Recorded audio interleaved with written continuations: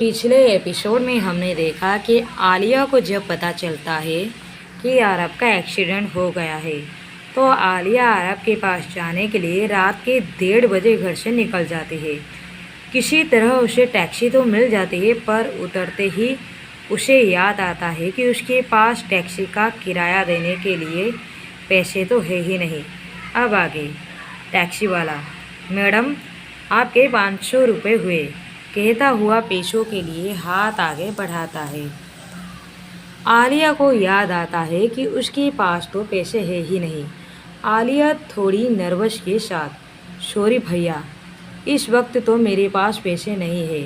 Taxi वाला, क्या madam, बैठने से पहले आपको सोचना चाहिए था।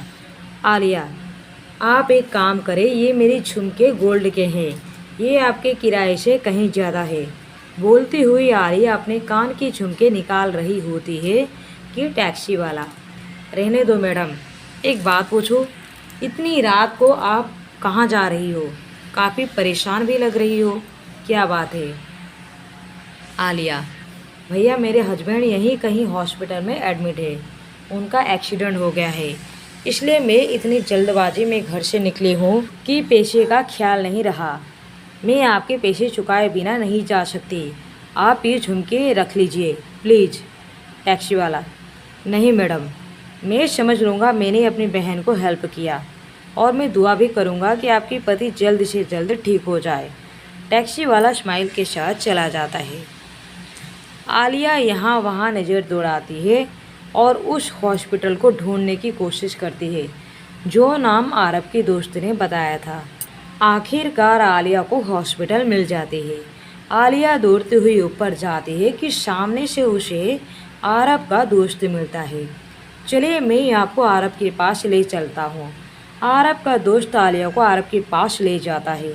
आरब अभी भी बेहोश था। आलिया उसे देखकर रोने लगती है।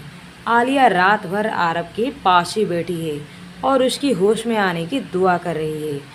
भोर का वक्त है, लगभग 4 से 4:30 बजे होंगे। पूरे हॉस्पिटल में सन्नाटा छाया हुआ है, सब सोए हुए हैं, शायद ही कोई जाग रहा हो। आरब अपनी आंखें खोलता है तो देखता है कि आलिया अपने हाथों में आरब का हाथ लिए रो रही है। आरब, जो कि इस वक्त बोल सकने की हालत में भी नहीं था, हल्के दबे हुए आवाज़ में, आलिया। आलिया, जो कि नज़र झुकाकर रो रही थी, नज़र उठाकर देखती है। आरब, आरब तुम होश में आ गए? आलिया आरब के सीने में सिर रखकर रोने लगती है। आलिया, ठीक हूँ मैं, कुछ नहीं हुआ है मुझे, हल्का सा चोट लग गया था, बस अब ठीक हूँ ना मैं तुम्हारे सामने।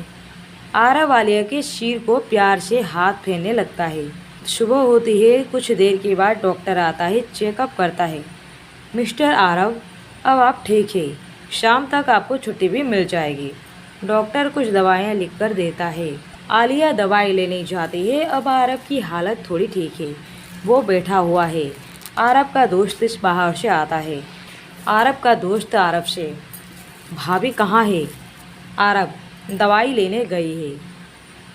आरब का दोस्त, यार तेरी वाइफ तो तुझे बहुत प्यार करती है, तू सोच भी नहीं सकता इतना प्यार। कल मैंने उन्हें कितना मना किया कि इतनी रात को वो तेरे पास न आए, सुबह आएंगी तो भी चलेगा, मैं हूँ यहाँ पर उन्होंने नहीं माना। तुझे पता है भाभी कितने बजे आई? रात के 1:30 से 2 बजे के बीच। आरब मन ही मन, मैं जानता हूँ प्यार तो बहुत करती है पर बोल नहीं सकती।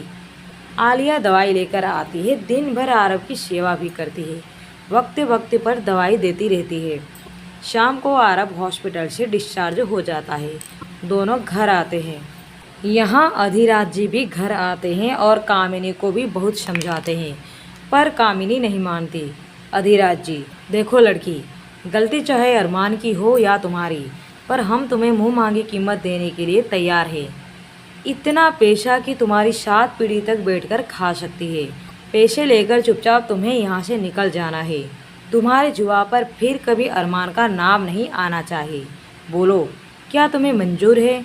कामिनी, बिल्कुल नहीं, मुझे पैसे नहीं अरमान चाहिए, मुझे मेरे बच्चे का बाप चाहिए। मुझे पता था आप लोगों का यही फैसला होगा। कामिनी अपने हाथ में एक रिपोर्ट को दिखाती हुई इसलिए मैंने अपने बच्चे का रिपोर्ट भी निकाल रखा है। मेरे पास मेरे बच्चे का डीएनए रिपोर्ट भी है। मुझे एक पल भी नहीं लगेगा ये साबित करने में कि ये बच्चा अरमान का है। नहीं तो मैं अरमान पर रेप केस कर दूंगी। फिर आप ही फैसला करें कि आपको किसे घर से निकालना है, मुझे या इच्छा को। आप सबके पास 10 दिन है। या तो 10 दिन के बाद मेरी अरमान की शादी हो जाएगी या फिर अरमान सलाखों के पीछे होगा। फैसला आप लोगों के हाथ में है। कहते हुए कामिनी अपने कमरे में चली जाती है। सब एक दूसरे को देखने लगते हैं। कोई ये नहीं चाहता कि इच्छा को घर से निकाल दिया जाए, पर कोई ये भी नहीं चाहता कि अरमान जेल जाए, खानदान की इज्जत मिट्टी में मिल जाए। घर में मातंग जैसा माहौल छाया हुआ है। सब टेंशन में है और सबसे ज़्यादा टेंशन में है अरमान, क्योंकि अरमान किसी भी कीमत पर इच्छा को छोड़ना नहीं चाहता है। अरमान अपने कमरे में सिर पर हाथ देकर बैठा हुआ है कि इच्छा पास जाकर बैठती है और भरे हुए गले से अरमान से, अरमान क्या फैसला लिया तुमने? अरमान, इच्छा, गलती मैंने की है तो सज़ा भी मुझे ही मिलनी चाहिए। मैं जेल जाने के लिए तैयार हूँ, पर ना ही मैं तुम्हें छोड़ सकता हूँ और ना ही कामिनी को उसके गंदे इरादों में कामयाब होने दे सकता हूँ। इच्छा, नहीं अरमान, आपका ये फैसला गलत है। आपको अगर सज़ा हो गई तो मम्मी पापा पर क्या गुजरेगी, ये आपने सोचा है? आपकी कितनी बदनामी होगी, ये आपने सोचा है?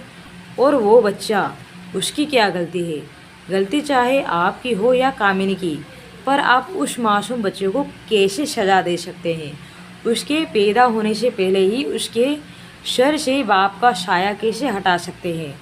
अरमान, आपको एक बार उस बच्चे के बारे में भी सोचना चाहिए, अपने मॉम डैड के बारे में भी सोचना चाहिए।